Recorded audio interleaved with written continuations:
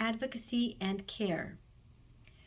What looks like advocacy from the outside for many survivors and people of social injustice simply is that it is living and surviving in their real-time reality.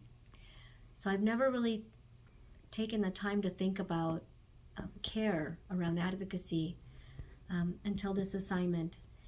And what comes to mind, first of all, is making sure to prioritize the debriefing and the care, the self-care, emotional care that comes with the labor of doing advocacy work. A lot of secondhand trauma can be gathered from hearing other people's stories and in sharing our story over and over again. Because just like a movie, when you watch it, your mind, even if you've seen it again, your mind is experiencing that movie for the first time, and you're enjoying it, and you're laughing at the same parts, or you're crying at the same parts. And so when we're sharing our story, our mind is replaying this movie over and over again, replaying and reliving that loss over and over again. All the what ifs, the could haves, the how did we not see it coming, or why didn't we act sooner? A lot of this is very complex. In sharing our stories and in listening to other people's stories, and in stepping into a space of advocacy, we really should safeguard our health, our bodies, our mind, our spirit, and also our families and our collective spirit as a family. Because if you have a family, if you have a partner, if you have children, oftentimes the advocacy work you do can also affect them. They see what you're going through, they hear what you're sharing, they hear some of the work you're doing, and it can affect them as well. So I think having a conversation, that debrief before and after, is really important. Even if it's a talk with yourself in reviewing and going over the empowerment affirmations of what you're able to do with your voice, your survival voice, how it is creating effective change, that you are learning, you are growing, and that you are also healing through your work and providing healing spaces for other people. Really telling yourself this, or sharing that with your family, or sharing that even in prior to a session as an introduction, reminds the brain and the body that it is in real time currently safe, and now it is doing this work from a different space and energy, not in survival mode, but in a way in thriving mode, because advocacy work is thriving work.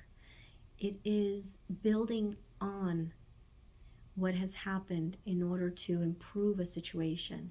It is building off of injustice in order to create justice. Building off of ignorance to build awareness, to create awareness. And building off of raw emotions and wounds, individually or as a community, in order to create healing and begin to rebuild in our own self and in our communities. So I think debriefing prior to doing to work is important.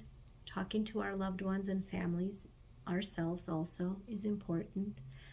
And doing whatever spiritual ritual or prayer or meditation, maybe that even looks like a cup of tea, and really settling into our body and being present in our body is very important.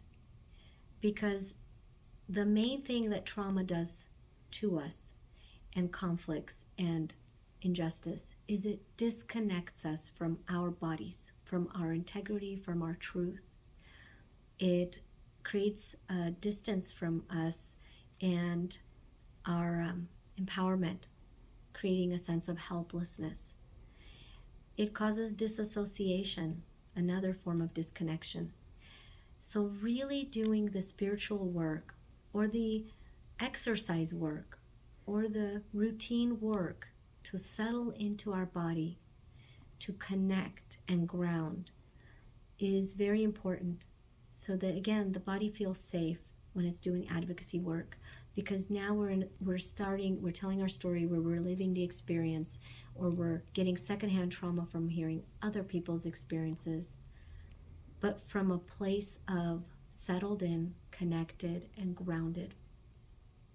And lastly, I believe it's very important to, after you do the work, to have some kind of routine, again, to either debrief, wind down, settle in, give gratitude for the opportunity to do advocacy work, so that you don't exhaust yourself, and so that the emotional labor, the intellectual labor, and the spiritual labor that advocacy takes is rejuvenated and replenished with purpose, gratitude, safety, and community.